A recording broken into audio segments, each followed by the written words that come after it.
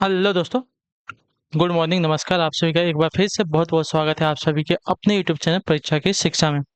उम्मीद करता हूँ कि आप सभी अच्छे ही हैं और आपकी जो तैयारी है वो भी जो है अच्छे तरीके से और बढ़िया तरीके से चल रही है। तो जो बच्चे क्लास में फर्स्ट टाइम है, पहली बार है, नए हैं, उन सभी को बता दीजिए कि हमारे चैनल पे जो आपकी यूपी पुलिस कांस्टेबल री एग्जाम 2024 की आपकी तैयारी है स्टार्ट करवा दी गई। तो जिसे भी तैयारी पूरी करनी है, कंप्लीट करनी है, हमारे साथ जुड़ जाइए।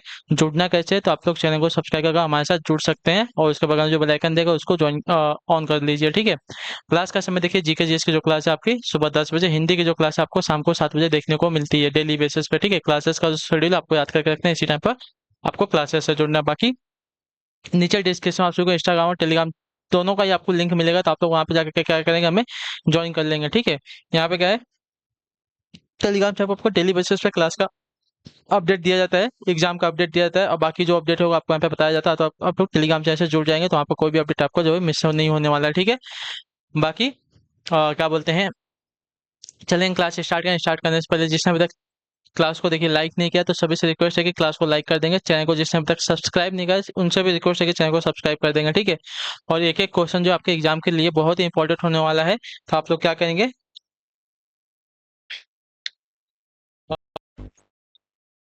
क्लास को जो है A to Z अटेंड करने की आप लोग पूरी कोशिश करेंगे। ठीक है। ठीक है, तो चलिए क्लास स्टार्ट करें। पहला क्वेश्चन देखते हैं आपका क्या देगा है। क्वेश्चन नंबर 1 है, क्या देगा, जिस तापमान पर ठोस पिघलकर द्रव्य बन जाता है वह ठोस का क्या कहलाता है, बताइए। जिस तापमान पर ठोस पिघलकर द्रव्य बन जाता है वह ठोस का क्या कहलाता है। क्रिस्टलीकरण, गलनांक, वाष्पीकरण या यसद लेपन, क्या कहलाता है, बताइए।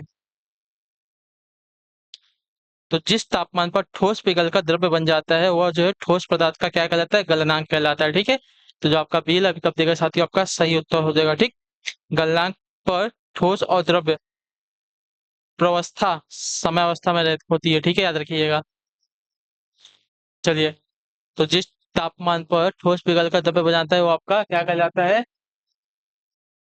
वो आपका वो ठोस का क्या कहलाता है, गलनांक कहलाता है। ठीक है। चलिए, गलनांक पर ठोस और द्रव्य क्या रहती है, प्रवस्था समयावस्था रहती है। ठीक है। समय के अनुसार चेंज होती रहती है। अगले क्वेश्चन बढ़े आपका दूसरा नंबर, लोकसभा द्वारा पारित धन विधेयक को राज्यसभा द्वारा कितने समय में लौटा देना चाहिए, बताइए। लोकसभा द्वारा पारित आपका धन विधेयक जो होता है उसको जो है राज्यसभा द्वारा कितने समय में लौटा देना चाहिए, 1 महीने में, 3 महीने में, 14 दिन में या 6 महीने में। तो देखिए इसका राइट आंसर हो जाएगा साथियों 14 दिनों में। जो आपका सीला ऑप्शन दिएगा साथियों, आपका सही उत्तर। लोकसभा द्वारा पारित धन विधेयक जो है राज्यसभा 14 दिन के भीतर लौटा सकती है, और अगर नहीं लौटाती है तो धन विधेयक जो है उसी रूप में पारित माना जाता है। ठीक है। मतलब जिस रूप में लोकसभा ने धन विधेयक राज्यसभा को दिया था। ठीक। क्लियर है। धन विधेयक को जो है लोकसभा प्रमाणित करता है, धन विधेयक सिर्फ लोकसभा में ही पेश किया जा सकता है। ठीक है। चलिए अगले क्वेश्चन बढ़े, आपका है तीसरा नंबर। उत्तर देने की कोशिश कीजिएगा। राइट आंसर, राजेंद्र प्रथम किसके पुत्र थे, बताइए। राजेंद्र प्रथम जो है किसके पुत्र थे, बिंदुसार के, देव भूति प्रथम के, स्कंदगुप्त के, राज राज प्रथम के, किसके, बताइए। तो राजेंद्र प्रथम जो है आपके राज राज प्रथम के जो है पुत्र थे। जो आपका दिया गया डी ऑप्शन साथी आपका राइट आंसर हो जाएगा। ठीक है, क्लियर है। राजेंद्र प्रथम जो है राज प्रथम के पुत्र थे। राजेंद्र प्रथम ने बंगाल विजय स्मृति के उपलक्ष्य में गंगई कोंड चोल की उपाधि को ग्रहण की थी। ठीक है। तथा कावेरी नदी के मुहाने पर जो है गंगई कोल्ड चोलपुरम नगर की स्थापना भी की थी इन्होंने। ठीक है, याद रखिएगा। अगले क्वेश्चन बढ़ेगा, आपका है चौथा नंबर प्रश्न। उत्तर देने की कोशिश कीजिएगा। राइट आंसर, निम्नलिखित में से किस वेद में जादू टोना और वशीकरण का वर्णन मिलता है, बताइए। किस वेद में जो है जादू टोना और वशीकरण का वर्णन मिलता है साथियों, इसका राइट आंसर क्या हो जाएगा, तो इसका सही उत्तर आपका हो जाएगा साथियों अथर्ववेद। जो आपका सी विकल्प में दिया गया है अथर्ववेद, आपका सही उत्तर होगा। ठीक है। अथर्ववेद में जादू टोना और वशीकरण का उल्लेख किया गया है। ऋग्वेद सबसे प्राचीन वेद है। यजुर्वेद पद और गद्य दोनों में लिखा गया है, और सामवेद जो है भारतीय संगीत पर आधारित है। ठीक है। क्लियर सभी के बारे में। चलिए अगले क्वेश्चन पर पढ़ेंगे, उत्तर देंगे आपका पांचवा नंबर। प्राणी जगत के वर्गीकरण में निम्नलिखित में से कौन संघ नहीं है, बताइए। प्राणी जगत के वर्गीकरण में निम्नलिखित में से कौन सा संघ नहीं है, मोलस्का, रज्जुकी, प्रगुही या एनेलिडा, बताइए। तो देखिए प्राणी जगत के वर्गीकरण में आपका प्रगुही, ठीक है, प्रगुही आपका कोई भी संघ नहीं है। ठीक है, याद रखिएगा। जबकि मोलस्का, रज्जुकी और एनेलिडा आदि जो है जंतुओं के अकशेरुकी और कशेरुकी जंतु संघ है, ठीक है, याद रखिएगा। छठा नंबर प्रश्न बताने की कोशिश करेंगे आर्टिस्ट। कुंभा कुमार संभव किसकी रचना बताइए। कुमार संभव्यम किसकी रचना है साथियों, इसका राइट आंसर क्या हो जाएगा, तो कुमार संभव्यम बात की जाएगी आपकी जो है कालिदास की रचना है, ठीक है, जो आपका दिया गया बेल ऑप्शन साथियों आपका राइट आंसर हो जाएगा, ठीक है, क्लियर हो इसके बारे में। कुमार संभव्यम कुमार संभव्यम कालिदास द्वारा रचित आपकी महत्वपूर्ण कृति है। 17 सर्ग के इस नाटक में जो है प्रकृति चित्रण तथा कार्तिकेय जन्म की कथा वर्णित है, ठीक है। कालिदास चंद्रगुप्त विक्रमादित्य के 9 रत्नों में से एक थे। कालिदास को जो है गुप्तकालीन विभूति कहा जाता था। इन्हें जो है भारत का शेक्सपियर भी कहा जाता था, ठीक है, कालिदास जी को। अगले क्वेश्चन बढ़ेगा आपका 7वां नंबर प्रश्न, उत्तर देने की कोशिश कीजिएगा साथियों। राइट आंसर निम्नलिखित में से कौन सा पुरस्कार जो है राष्ट्र के उच्च स्तर की विशिष्ट सेवा को प्रोत्साहित करने के लिए होता है, बताइए। कौन सा पुरस्कार जो है राष्ट्र के उच्च स्तर की विशिष्ट सेवा को प्रोत्साहित करने के लिए होता है, इसका राइट आंसर क्या हो जाएगा, तो इसका राइट आंसर आपका हो जाएगा साथियों पद्म भूषण पुरस्कार, जो आपका दिया गया पहला ऑप्शन साथियों आपका राइट आंसर होगा, ठीक है। राज्य के उच्च स्तर की विशिष्ट सेवा को प्रोत्साहित करने के लिए पद्म भूषण पुरस्कार जो है प्रदान किया जाता है, ठीक। अगले क्वेश्चन की तरफ बढ़ेंगे, आपका है 8वां नंबर, बताने की कोशिश कीजिएगा। राइट आंसर का गुप्त काल में किस भाषा को प्रोत्साहन दिया गया है, बताइए। गुप्त काल में किस भाषा को प्रोत्साहन दिया गया है, तो गुप्त काल में आपका जो है संस्कृत भाषा को प्रोत्साहन दिया गया है, जो आपका ए ऑप्शन देगा साथियों आपका राइट आंसर हो जाएगा, ठीक है। स्कंद का जूनागढ़ अभिलेख जो है जिसमें सुदर्शन झील का वर्णन किया गया है, या पूर्ण रूप से संस्कृत में लिखा गया है, ठीक है। चलिए अगले क्वेश्चन बढ़ेंगे, आपका है क्वेश्चन नंबर 9, बताने की कोशिश कीजिए साथियों। क्वेश्चन नंबर 9 का राइट आंसर, राज्यों के गवर्नर यानी कि राज्यपाल अपने आचरण के लिए किसके प्रति उत्तरदायी है, बताइए। राज्यों के गवर्नर यानी कि राज्यपाल अपने आचरण के लिए किसके प्रति उत्तरदायी होते हैं, तो इसका राइट आंसर आपका हो जाएगा साथियों राष्ट्रपति के, जो आपका दिया गया पहला ऑप्शन आपका राइट आंसर संविधान का अनुच्छेद 155 के अंतर्गत, ठीक है। राज्यपाल की नियुक्ति जो है राष्ट्रपति के द्वारा की जाती है। एक व्यक्ति दो या अधिक राज्यों का राज्यपाल बनाया जा सकता है, इतना याद रखिएगा, ठीक है। अर्थात राज्यपाल राज्य के केंद्र सरकार का एजेंट होता है, और वह अपने आचरण के प्रति जो है राष्ट्रपति के प्रति क्या होता है, उत्तरदायी होता है, ठीक है, क्लियर है। चलिए अगले क्वेश्चन पढ़ेंगे, आपका है क्वेश्चन नंबर 10, उत्तर देने की कोशिश करेंगे साथियों। 10वें पैटर्न से क्या हो जाएगा, निम्नलिखित में से कौन सी ग्रीन हाउस गैस है, बताइए। ग्रीन हाउस गैस कौन सी है, तो ग्रीन हाउस गैस के बारे में मैंने आपको देखिए कल ही बताया था, कार्बन डाइऑक्साइड आपकी ग्रीन हाउस गैस होती है, जो आपका दिया गया यहाँ पे फेल विकल्प का राइट आंसर हो जाएगा, ठीक है। कार्बन डाइऑक्साइड, मीथेन, जलवाष्प, नाइट्रेट ऑक्साइड, क्लोरोफ्लोरोकार्बन तथा ओजोन आपकी प्रमुख ग्रीन हाउस गैसें हैं, ठीक है, इतना याद रखिएगा। अगला है आपका साथियों 11 नंबर, बताने की कोशिश करेंगे आइटम्स को। भारत के किस राज्य में प्रत्यावर्ती मानसून का अधिक प्रभाव होता है, बताइए। भारत के किस राज्य में प्रत्यावर्ती मानसून का अधिक प्रभाव होता है, तो इसका राइट आंसर आपका हो जाएगा साथियों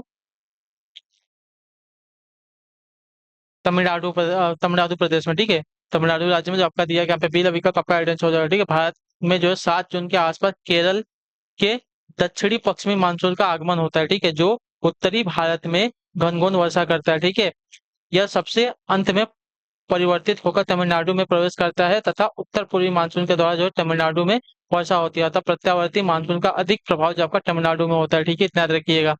चलिए अगले क्वेश्चन बढ़ेगा, आपका 12 नंबर, सोडियम कार्बोनेट का व्यापारिक नाम क्या है, बताइए। सोडियम कार्बोनेट का व्यापारिक नाम क्या होता है, धोने का सोडा, कार्बनिक सोडा, और क्या दें कास्टिक सोडा, और इनमें से कोई नहीं।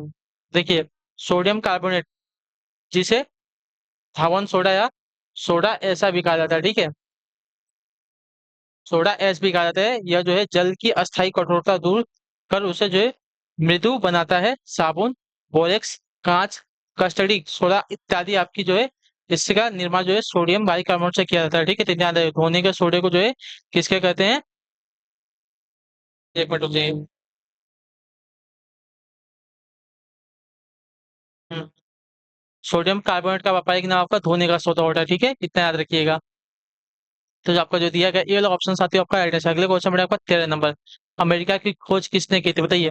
अमेरिका की खोज किसने की थी, तो अमेरिका की खोज आपकी जो है 1492 इसमें कोलंबस ने की थी, ठीक है, कोलंबस ने की थी, जो आपका दिया गया यहाँ पे ये वाला विकल्प आपका सही उत्तर हो जाएगा, ठीक, क्लियर हो गया इसके बारे में। इसे नई दुनिया भी कहा जाता है। सर्वप्रथम जो है पुर्तगाली नाविक अमेरिगो वेसुपुस्सी अमेरिका पहुंचा था, ठीक है, उसी के नाम पर इसका नाम जो है अमेरिका पड़ा था, ठीक है।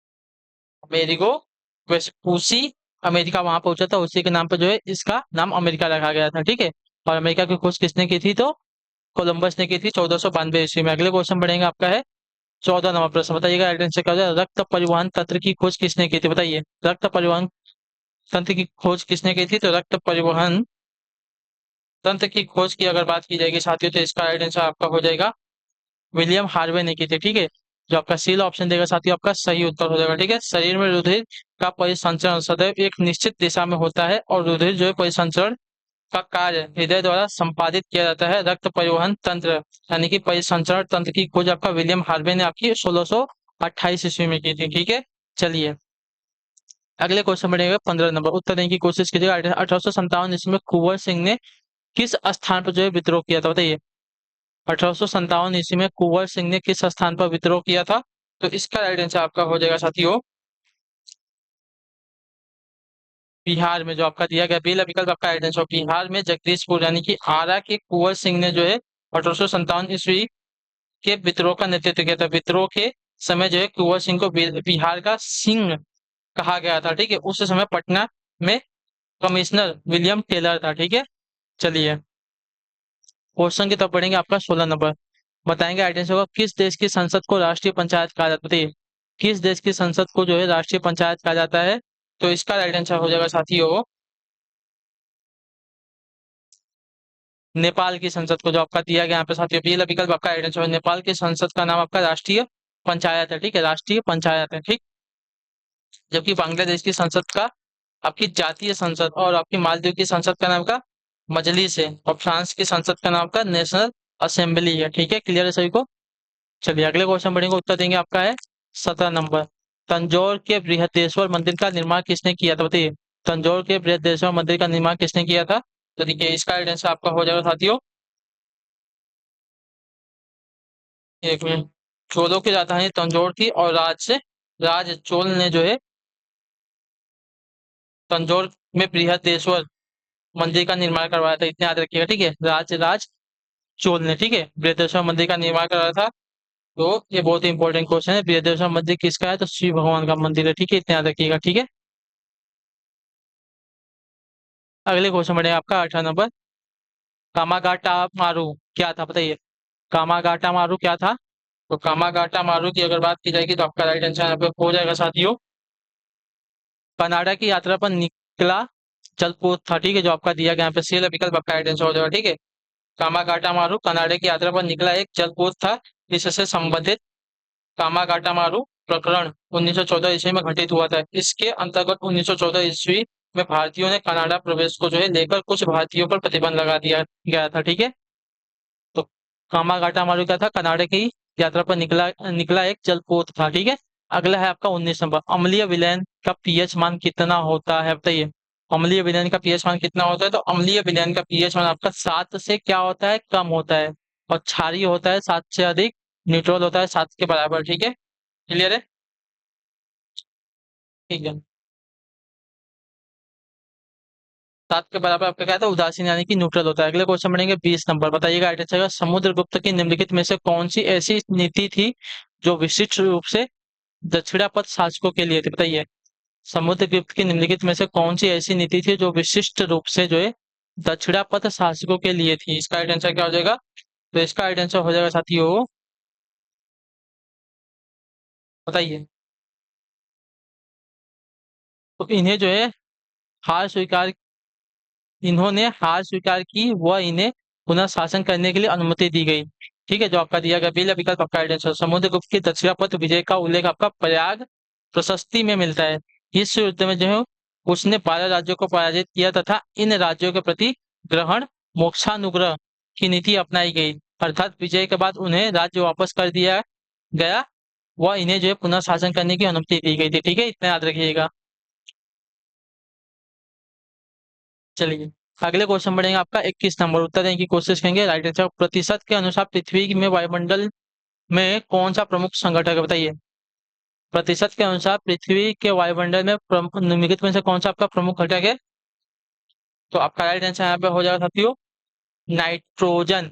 जो आपका ये ऑप्शन दिएगा आपका राइट आंसर। प्रतिशत के अनुसार पृथ्वी के वायुमंडल में नाइट्रोजन प्रमुख संघटक है। वायुमंडल में सर्वाधिक आपका जो है लगभग 78% पाई जाने वाली आपकी गैस है। ठीक है, वायुमंडल में ऑक्सीजन का लगभग जो है 21% है तथा carbon dioxide, helium, ozone, organ और हाइड्रोजन अल्प मात्रा में पाई जाती है। ठीक है, इन गैसों के अलावा जो है धूल के छोटे छोटे कण भी हवा में मौजूद होते हैं। ठीक है, क्लियर है। चलिए अगले क्वेश्चन बढ़ेंगे, आपका है 22 नंबर। हिमनद के निक्षेपण को कहा जाता है, क्या बताइए। हिमनद के निक्षेपण को क्या कहा जाता है, तो हिमनद के निक्षेपण को आपका हिमोड कहा जाता है। हिमोड जो आपका डी वाला ऑप्शन देगा साथी, आपका राइट आंसर हो जाएगा। ठीक, क्लियर हो गया इसके बारे में। हिमनद के निक्षेपण को आपका हिमोड कहा जाता है। ठीक, क्लियर है। जब हिमनदी यानी कि ग्लेशियर पर्वतों से खिसक कर हिम रेखा के नीचे उतरती हैं तो तापमान आपका बढ़ जाने के कारण वो जो है क्या पिघलती हैं। ठीक है, और अपने साथ साथ बहे हुए और साथ का निक्षेप कर देती हैं। ये निक्षेप विभिन्न आकार और रूप के होते हैं तथा इन्हें आपका हिमोड कहा जाता है। ठीक है, क्वेश्चन है आपका 23 नंबर। दक्षिण भारत में मंदिरों का निर्माण किस शैली में हुआ है, बताइए। दक्षिण भारत में मंदिरों का निर्माण किस शैली में हुआ है, तो इसका राइट आंसर आपका हो जाएगा साथियों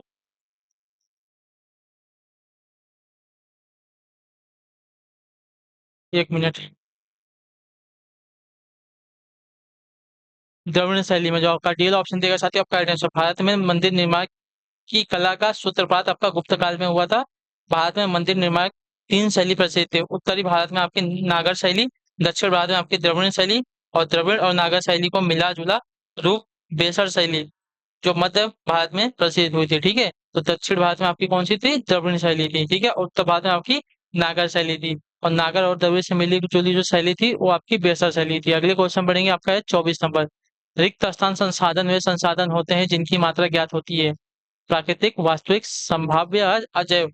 तो देखिए आपका राइट आंसर आप हो जाते हो वास्तविक, जो आपका बेला विकल्प देगा आपका राइट आंसर। वास्तविक संसाधन वे संसाधन होते हैं जिनकी मात्रा ज्ञात होती है, जबकि प्राकृतिक, संभाव्य और अजैव संसाधनों की मात्रा ज्ञात नहीं की जा सकती। इन्हें सिर्फ इनका जो है अनुमान लगाया जा सकता है। ठीक है, चलिए 25 नंबर बताएंगे, कोशिश करेंगे राइट आंसर का। अभी तक भारतीय रुपए का कितनी बार अवमूल्यन किया गया है, तो इसका राइट आंसर आपका हो जाएगा साथियों 3 बार। ठीक है, जो आपका दिया गया यहाँ पर साथियों सी वाला विकल्प आपका राइट आंसर। किसी मुद्रा का विनिमय मूल्य अन्य मुद्राओं की तुलना में जानबूझकर कम करना अवमूल्यन कहा जाता है। ठीक है, अवमूल्यन परिस्थितियों के अनुसार जो है सरकार स्वयं करती है। भारत ने भारत में अब तक जो है 3 बार वर्ष 1949, 1966 और 1991 में रुपए का अवमूल्यन किया जा चुका है। ठीक है, इतना रखिएगा 3 बार। ठीक है, 1949, 1966 और 1991। क्लियर है। चलिए अगले क्वेश्चन की तरफ उत्तर देंगे, आपका क्या दिया गया है 26 26 नंबर बताने की कोशिश करेंगे। आपका आंसर आयकर अधिनियम के अंतर्गत इनमें से कौन सा एक आय का स्रोत नहीं है, बताइए। आयकर अधिनियम के अंतर्गत इनमें से कौन सा एक आय का स्रोत नहीं है, तो इसका आंसर हो जाएगा साथियों कृषि से आय। ठीक है, कृषि से आय जो है आपका राइट आंसर हो जाएगा। ठीक, क्लियर से वो आयकर अधिनियम के तहत जो है कृषि से आय जो है आय का स्रोत नहीं माना जाता है, अन्य सभी जो है इसके तहत आते हैं। ठीक है, 1961 भारत में आयकर निर्धारण का कानून बनाया गया था। यह अधिनियम 1 अप्रैल 1962 से जो है प्रभाव में आया था। ठीक, चलिए अगले क्वेश्चन बढ़े आपका 27 नंबर बताने की कोशिश करेंगे। आपका बेरोजगारी के एक प्रकार को क्या कहते हैं जिसमें कई लोग के कार्यरत होने पर भी उत्पादकता कम होती है, बताइए। बेरोजगारी के एक प्रकार को क्या कहते हैं जिसमें कई लोगों के कार्यरत होने पर भी उत्पादकता कम होती है, तो इसका आंसर आपका हो जाएगा साथियों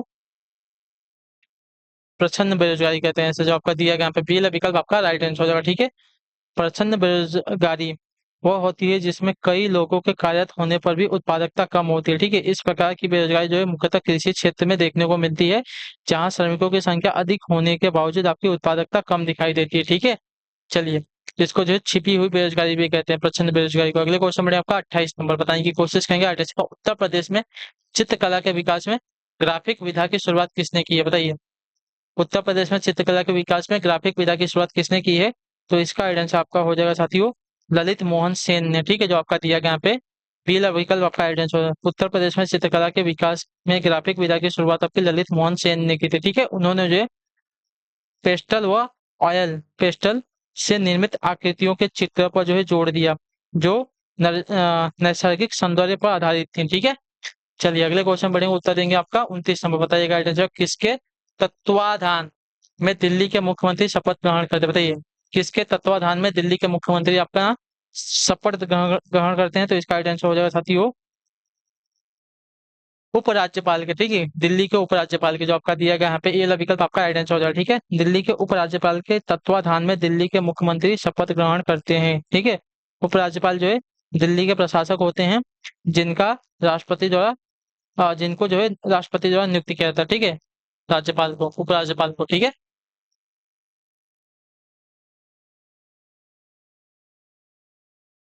अगला है आपका 30 नंबर प्रश्न। क्या दिया गया है? किसके तत्वाधान में भारत के राष्ट्रपति का शपथ ग्रहण करता है? बताइए, किसके तत्वाधान में भारत का राष्ट्रपति जो है शपथ ग्रहण करता है? तो इसका राइट आंसर आपका हो जाएगा साथियों, एक मिनट, भारत के मुख्य न्यायाधीश के। ठीक है, जो आपका बीएल ऑप्शन देगा आपका राइट आंसर, भारत के मुख्य न्यायाधीश के तत्वाधान में राष्ट्रपति जो है शपथ ग्रहण करता है। ठीक है, मुख्य न्यायाधीश की अनुपस्थिति में उच्चतम न्यायालय के वरिष्ठ न्यायाधीश द्वारा जो है राष्ट्रपति को पद की शपथ दिलाई जाती है। ठीक, अगला है आपका 31वां प्रश्न। क्या निम्न में से कौन से आपातकाल राष्ट्रपति घोषित कर सकता है? बताइए।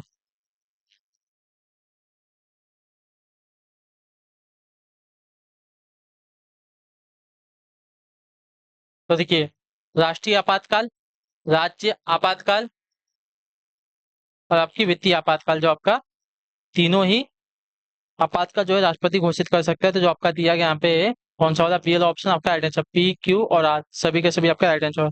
ठीक है, संविधान के भाग 18 में अनुच्छेद 352 से 360 तक आपातकालीन प्रावधान उल्लेखित हैं। ठीक है, राष्ट्रपति अनुच्छेद 352 के तहत जो राष्ट्रीय आपातकाल, अनुच्छेद 356 के तहत राज्य आपातकाल अर्थात राज्यों में संवैधानिक तंत्र की विफलता तथा अनुच्छेद 360 के तहत जो है वित्तीय आपातकाल की घोषणा कर सकता है। ठीक है, भारत में अब तक जो है 3 बार राष्ट्रीय आपातकाल तथा लगभग जो है 100 बार राज्यों में संवैधानिक तंत्र की विफलता के अनुसार आपातकाल की घोषणा की जा चुकी। ठीक है, जबकि वित्तीय आपातकाल की घोषणा अभी तक एक बार भी नहीं की गई है। ठीक है, अगले क्वेश्चन बढ़ेगा 32 नंबर। क्या देगा? पंचायती स्वतंत्रता संग्राम में निम्नलिखित क्रांतिकारियों में से किसे मास्टर दा कहा जाता है? बताइए, भारतीय स्वतंत्रता संग्राम में निम्नलिखित क्रांतिकारियों में से किसे जो है मास्टर दा कहा जाता है? तो आपका राइट आंसर साथियों सूर्यसेन को। तो जो आपका बी ऑप्शन देगा साथियों आपका राइट आंसर, भारतीय स्वतंत्रता संग्राम के प्रमुख क्रांतिकारी सूर्यसेन को मास्टर दा कहा जाता है। उन्होंने जो है इंडियन रिपब्लिक आर्मी की स्थापना की थी तथा 18 अप्रैल 1930 को जो है चटगांव शस्त्रागार को लूटा था। ठीक है, उनके इस संगठन में प्रीतिलता वाडेदार, बीना दास, सुनीता जैसी महिला क्रांतिकारी भी सम्मिलित थी। ठीक है, भारतीय स्वतंत्रता संग्राम में जो है सूर्यसेन को जो है मास्टर दा कहा जाता है। ठीक है, अगले क्वेश्चन बनेगा आपका 33 नंबर। चरकुला नृत्य संबंधित है कहाँ से? तो आपका आंसर साथियों उत्तर प्रदेश से। जो आपका डी विकल्प देगा आपका आंसर, चरकुला नृत्य का संबंध आपका उत्तर प्रदेश से। ठीक है, यह नृत्य होली या होली के अगले दिन सिर पर दीपक रखकर किया जाता है। ठीक है, अगले क्वेश्चन बने आपका है 34 नंबर। बताइएगा ऐसा किस संशोधन ने प्रस्तावना में संशोधन किया और भारत में विवरण को सार्वभौम लोकतांत्रिक गणराज्य और सार्वभौम समाजवादी धर्मनिरपेक्ष लोकतांत्रिक गणराज्य में बदल दिया?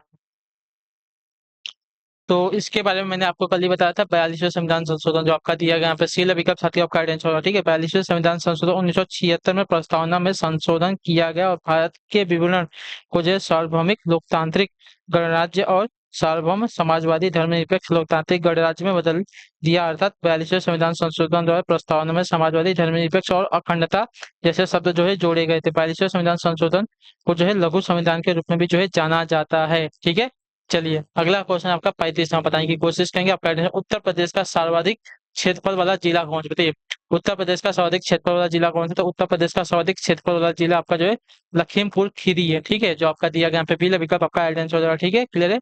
यह लखनऊ मंडल का हिस्सा है जिसका कुल क्षेत्रफल आपका 7,680 वर्ग किलोमीटर है, जबकि सबसे छोटा जिला आपका हापुड़ है, 660 वर्ग किलोमीटर का। ठीक है, अगला 36 नंबर। क्या देखिए, विमुद्रीकरण का अर्थव्यवस्था पर क्या प्रभाव पड़ता है? विमुद्रीकरण का अर्थव्यवस्था पर क्या प्रभाव पड़ता है? तो देखिए,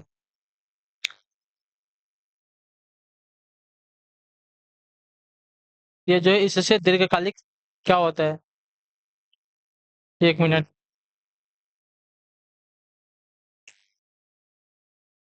तो विशेषज्ञों के अनुसार जो है भारत में अर्थव्यवस्था पर विमुद्रीकरण का प्रभाव दीर्घकालिक होगा। ठीक है, भारत सरकार अवैध धन के प्रवाह को क्या बोलते हैं, रोक कर तथा आर्थिक सुधार अपनाकर अपनी विकास दर में वृद्धि कर सकती है। ठीक है, साथ ही विमुद्रीकरण से बैंकों के पास नकदी में बढ़ोतरी हुई तथा लोगों में डिजिटलीकरण को लेकर जागरूकता बढ़ी है। अतः सभी कथन जो दिए गए आपके यहाँ पे राइट आंसर है। ठीक है, इससे दीर्घकालिक लाभ प्राप्त होता है। ठीक है, विमुद्रीकरण का अर्थव्यवस्था को क्या प्रभावित होता है, इससे जो है दीर्घकालिक लाभ प्राप्त होता है। इससे डिजिटलीकरण को जो है बढ़ावा मिलता है और बैंकों की शाखा में वृद्धि हुई है। इस सभी के सभी जो है आपके कथन राइट है। विमुद्रीकरण की अर्थव्यवस्था पर क्या प्रभाव पड़ते हैं उसके बारे में तो आपको जो दिया गया डी विकल्प आपका राइट आंसर। अगले क्वेश्चन बढ़े आपका 37 नंबर का। भारतीय मुद्रा में 1 रुपए का नोट जारी किया जाता है किसके द्वारा, बताइए। अच्छा, भारतीय मुद्रा में 1 रुपए का नोट जारी किया जाता है।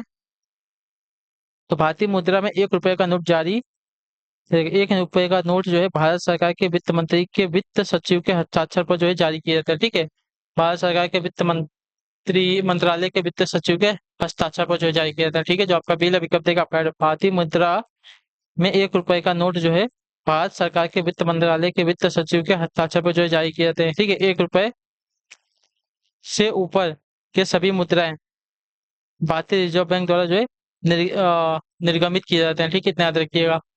अगले क्वेश्चन बढ़ेंगे 38 नंबर, आखिरी क्वेश्चन बताइएगा। निम्न में से कौन सा देश जो है शंघाई सहयोग संगठन यानी कि एससीओ का सदस्य नहीं है, बताइए। तो यहाँ पे जो श्रीलंका है आपका एससीओ का सदस्य नहीं है। ठीक है, शंघाई सहयोग संगठन का सदस्य नहीं है। ठीक है, शंघाई सहयोग संगठन यानी कि एससीओ की स्थापना मुख्यतः क्षेत्रीय समवर्ती विवादों के समाधान के लिए वर्ष 1956 में 5 देशों के समूह चीन, कजाकिस्तान, किर्गिस्तान व तजाकिस्तान के रूप में की गई थी। ठीक है, वर्ष 2001 में छठे राष्ट्र के रूप में उज्बेकिस्तान को जो है इसमें जोड़ा गया था। 9 जून 2017 को अस्ताना यानी कि कजाकिस्तान समिति में भारत और पाकिस्तान को जो है पूर्ण सदस्य का दर्जा प्रदान किया गया। अतः श्रीलंका शंघाई सहयोग संगठन का अपने यहाँ पे सदस्य नहीं है। ठीक है, अपना भारत, पाकिस्तान ये सभी इसमें इसके सदस्य हो जाएंगे। ठीक है,